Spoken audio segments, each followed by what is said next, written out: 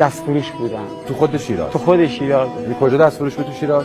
من بچه شیخ خلچیپون شیرازم، ولی تو شیراز جلو شاه چراغ، آسونه، حافظیه، سعدیه، هر جور که میشد بساط کنی میرفتم بساط میکردم و کار میکردم. چی میفروختی؟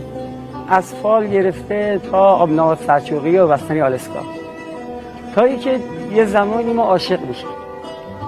جان؟ تو شیراز عاشق شدی؟ بله عاشق میشیم و میریم یه خواستگاری. گفتن ما به کسی که به ساعت نون خوش میخره دمپایی خانه جمع میکنه دختر نمیده، چون پدر دختر شغلش فنی بود، مکانیک بود. او اگه حداقل شاگرد مکانیکی بودی شاید دختر بهش میدادیم، ولی به این آدمی که نون خوش جمع میکنه تو دارنه کار میکنه، مثلا ما موقع قبرستون هم 5 ماه میرفتم کار میکردم، مثلا کاری وقتی موقع نمیدیم. اینجا زندگی من تغییر میکنه و من نیت میکنم که به یه مکانیک معروف شیراز بشم. رفتی